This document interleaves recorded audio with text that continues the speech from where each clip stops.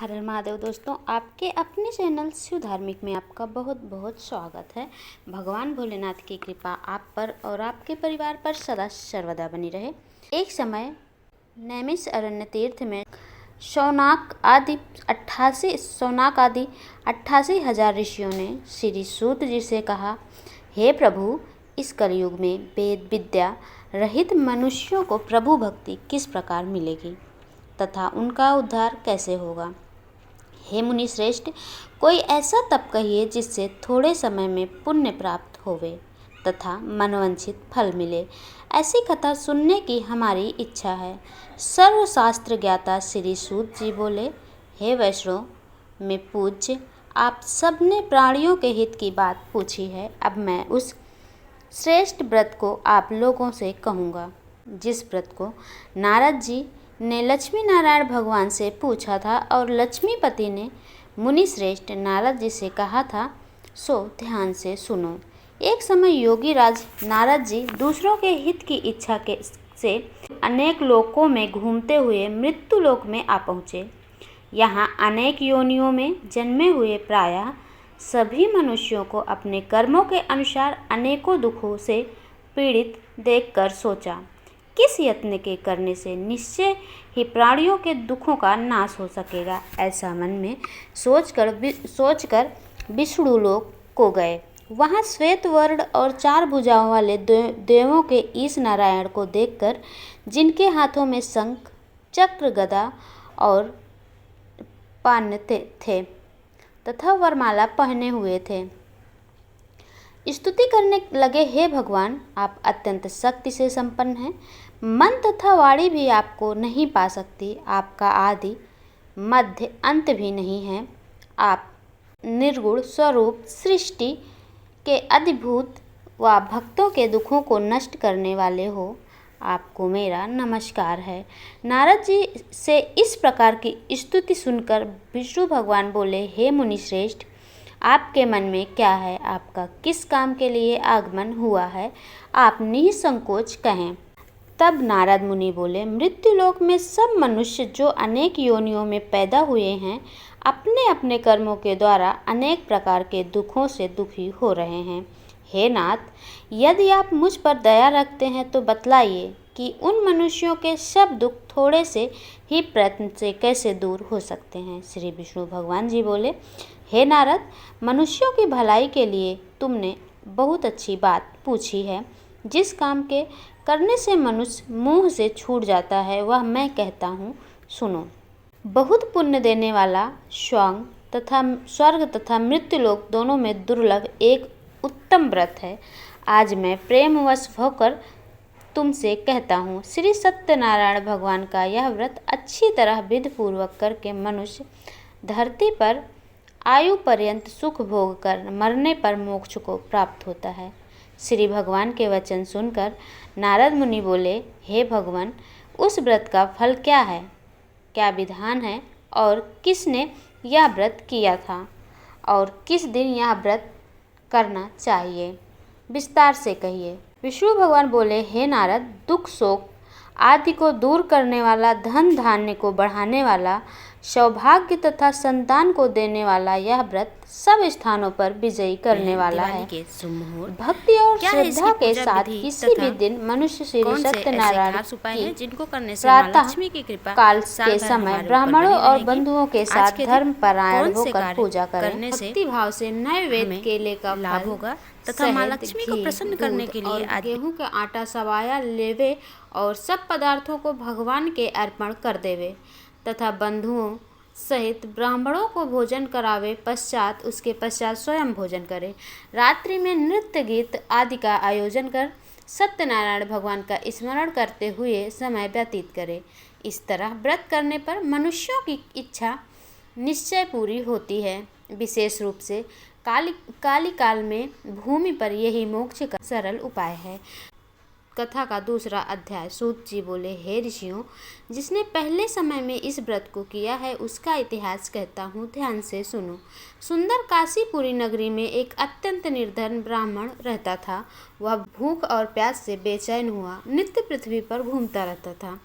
ब्राह्मणों से प्रेम करने वाले भगवान ने ब्राह्मण को दुखी देखकर बूढ़े ब्राह्मण का रूप धर करके उसके पास जा आदर के साथ पूछा, हे विप्र, तुम नित्य दुखी हुए पृथ्वी पर क्यों घूमते हो? हे ब्राह्मण, यह सब मुझसे कहो, मैं सुनना चाहता हूँ। ब्राह्मण बोला, मैं निर्धन ब्राह्मण हूँ, भिक्षा के लिए पृथ्वी पर फिरता हूँ। हे भगवान, यदि आप इससे छुटकारा पाने का कोई उपाय जानते हैं तो कृपया करके मुझे बताएं। वृद्ध ब्राह्मण बोला, हे विप्र, सत्यनारायण भगवान मनवांछित फल देने वाले हैं, इसलिए तुम उनका पूजन करो, जिसके करने से मनुष्य सभी दुखों से मुक्त हो जाता है। ब्राह्मण को व्रत का सारा विधान बतलाकर बूढ़े ब्राह्मण का रूप धारण करने वाले सत्यनारायण भगवान अंतर ध्यान हो गए। जिस व्रत को वृद्ध ब्राह्मण ने बतलाया है, मैं उसको करूँगा, यह निश्चय करने पर उसे रात में नींद भी नहीं आई। सवेरे उठ सत्यनारायण के व्रत का निश्चय कर भिक्षा के लिए चला। उस दिन उसको भिक्षा में बहुत धन मिला, जिससे बंधु बांधवों के साथ उसने सत्यनारायण भगवान का व्रत किया। इसके करने से वह ब्राह्मण सभी दुखों से छूटकर अनेक प्रकार की संपत्तियों से युक्त हुआ। उस समय से वह ब्राह्मण हर मास व्रत करने लगा। इस तरह सत्यनारायण भगवान के व्रत को जो करेगा वह मनुष्य सब दुखों से छूट जाएगा। इस तरह नारद जी से सत्यनारायण भगवान का कहा हुआ यह व्रत मैंने तुमसे कहा। हे विप्रो, मैं अब क्या कहूँ? ऋषि बोले, हे मुनीश्वर, संसार में इस ब्राह्मण को सुनकर किस किस ने इस व्रत को किया, हम वह सब सुनना चाहते हैं। इसके लिए हमारे मन में जिज्ञासा है। सूत जी बोले, हे मुनियों, जिसने इस व्रत को किया है, एक समय वह ब्राह्मण धन और ऐश्वर्य के अनुसार बंधु बांधवों के साथ व्रत करने को तैयार हुआ। उसी समय एक लकड़ी बेचने वाला बूढ़ा आदमी आया और बाहर लकड़ियों को रख कर ब्राह्मण के मकान में गया। प्यास से दुखी लकड़हारा उनको व्रत करते देखकर ब्राह्मण को नमस्कार कर कहने लगा, आप यह क्या कर रहे हैं? इसके करने से क्या फल मिलेगा? कृपया करके मुझको बताइए। ब्राह्मण ने कहा, सब मनोकामनाओं को पूरा करने वाला यह सत्यनारायण भगवान का व्रत है। इसकी ही कृपा से मेरे यहाँ धन धान्य आदि की वृद्धि हुई है। ब्राह्मण से इस व्रत के बारे में जानकर लकड़हारा बहुत प्रसन्न हुआ। चरणामृत ले प्रसाद खाने के बाद अपने घर को गया। अगले दिन लकड़हारे ने अपने मन में इस प्रकार का संकल्प किया कि आज ग्राम में लकड़ी बेचने से जो धन मिलेगा उसी से सत्यनारायण देव का उत्तम व्रत करूँगा। यह मन विचार में लाकर वह बूढ़ा ब्राह्मण लकड़ियाँ अपने सिर पर रखकर जिस नगर में धनवान लोग रहते थे, ऐसे सुंदर नगर में गया। उस दिन वहाँ पर उसे उन लकड़ियों का दाम पहले दिनों में से चौगुना मिला। तब वह बूढ़ा लकड़हारा दाम ले और अति प्रसन्न होकर पके केले, शक्कर, घी, दूध, दही और गेहूं का चूर्ण इत्यादि सत्यनारायण भगवान के व्रत की कुल सामग्रियों को लेकर अपने घर गया। फिर उसने अपने भाइयों को बुलाकर विधि के साथ भगवान का पूजन और व्रत किया। उस व्रत के प्रभाव से वह बूढ़ा लकड़हारा धन, पुत्र आदि से युक्त हुआ और संसार के समस्त सुख भोग कर बैकुंठ को चला गया। बोलो सत्यनारायण भगवान की जय। आओ बढ़ते हैं अब तीसरा अध्याय की तरफ। सूत जी बोले, हे श्रेष्ठ मुनियों, अब आगे की कथा कहता हूँ, सुनो। पहले समय में उल्कामुख नाम का एक बुद्धिमान राजा रहता था। वह सत्यवाक्ता और जितेंद्रिय था। प्रतिदिन देव स्थानों पर जाता तथा गरीबों को धन देकर उनके कष्ट दूर करता था। उसकी पत्नी कमल के समान मुख वाली और सती साध्वी थी। पुत्र प्राप्ति के लिए भद्रशिला नदी के तट पर उन दोनों ने सत्यनारायण भगवान का व्रत किया।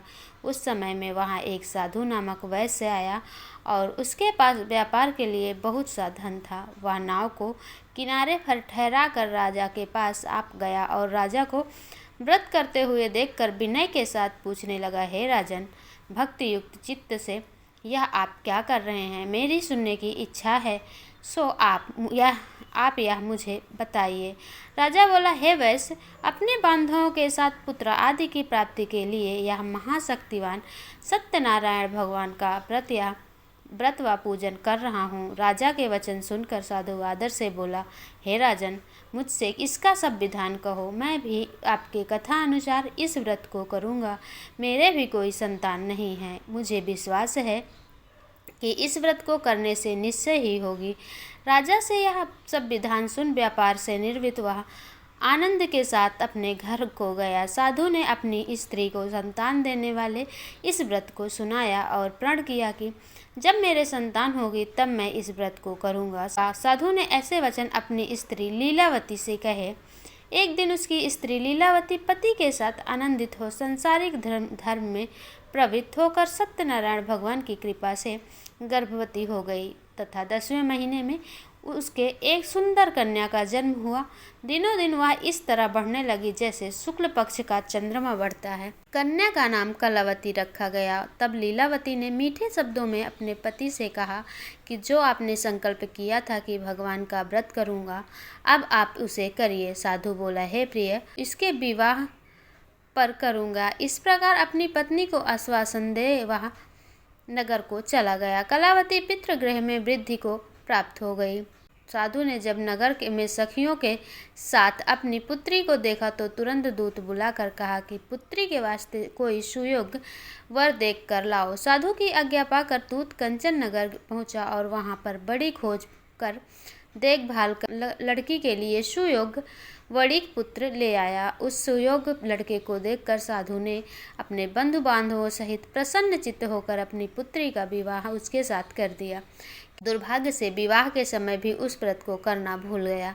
तब श्री सत्यनारायण भगवान क्रोधित हो गए और साधु को श्राप दिया कि तुम्हें दारुण दुख प्राप्त होगा। अपने कार्य में कुशल साधु वैश्य अपने जमाता सहित समुद्र के समीप स्थित रतनपुर नगर में गया और वहां दोनों ससुर जमाई चंद्रकेतु राजा के उस नगर में व्यापार करने लगे। एक दिन भगवान सत्यनारायण की माया से प्रेरित कोई चोर राजा का धन चुराकर भाग गया, किंतु राजा के दूतों को आता देखकर चोर घबराकर भागते हुए धन को वहीं चुपचाप रख दी जहां ससुर जमाई ठहरे हुए थे। जब दूतों ने उस साधु वैश्य के पास राजा के धन को रखा देखा तो दोनों को बांध कर ले गए और राजा के समीप जाकर बोले, हे राजन, यह दो चोर हम पकड़ लिए हैं।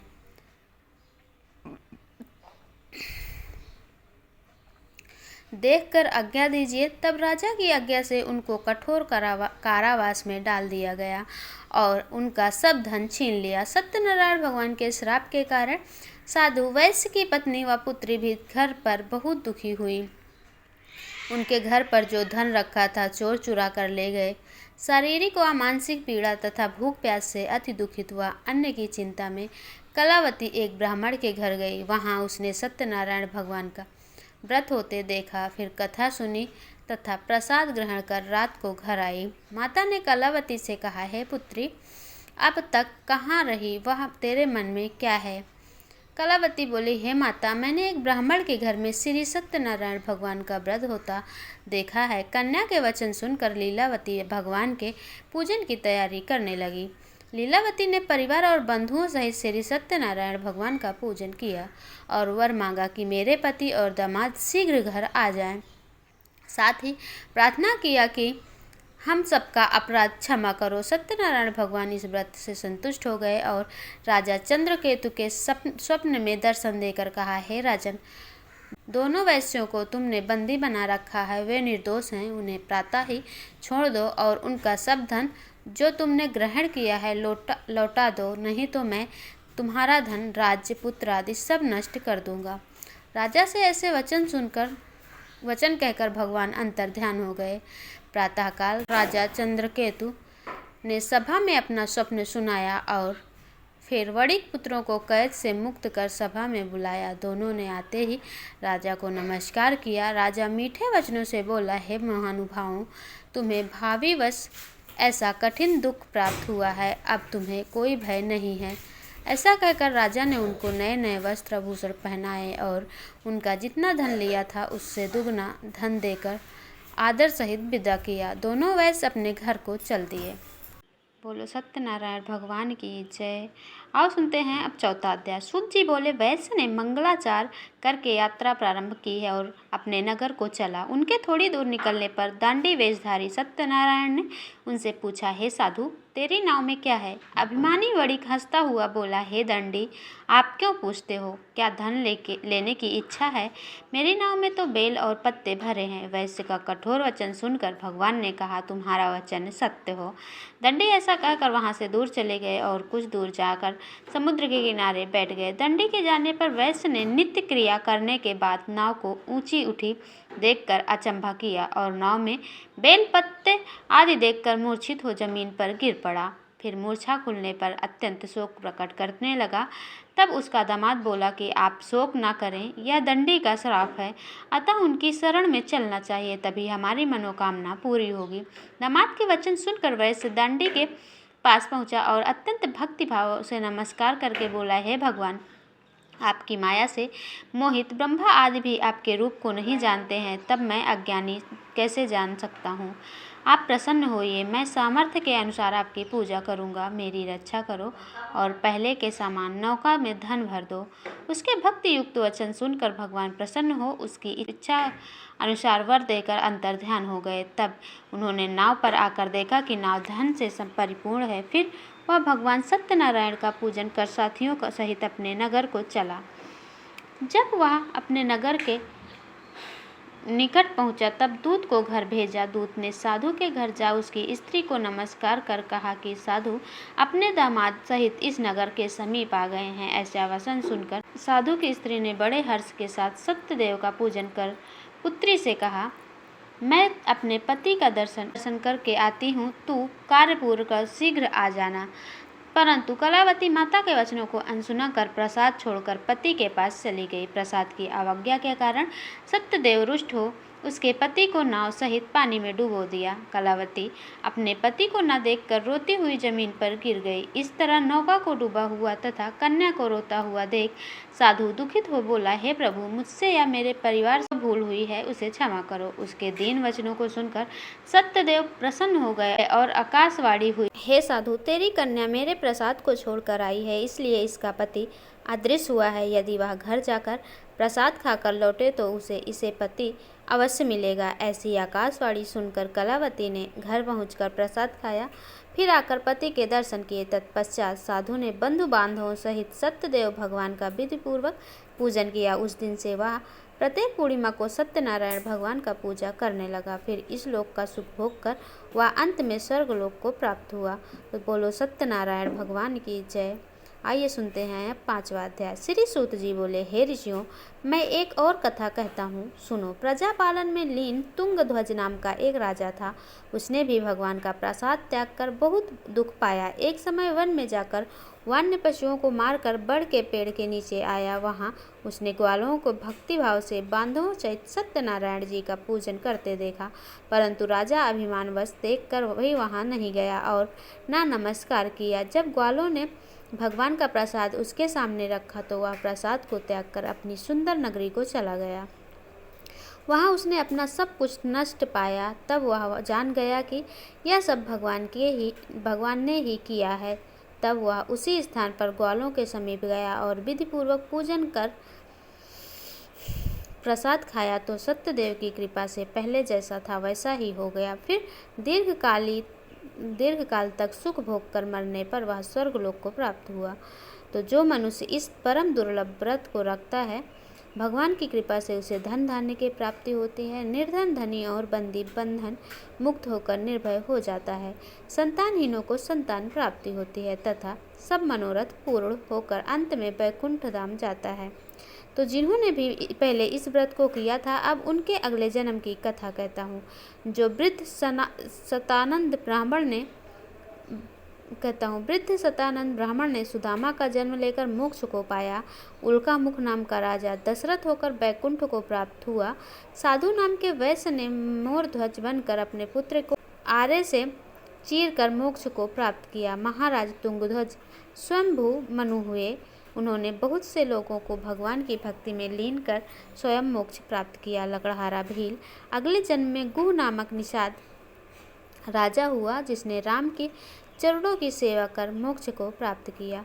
दोस्तों आशा करती हूँ वीडियो आपको पसंद आई हो तो चैनल को सब्सक्राइब करके वीडियो को लाइक कर दें, बेल आइकन को प्रेस कर लें। इससे ये होगा कि इस चैनल पर अपलोड होने वाली वीडियो की नोटिफिकेशन आपको सही समय पर प्राप्त होगी। मिलती हूँ मैं अगले वीडियो में अगली जानकारी के साथ, तब तक के लिए नमस्कार।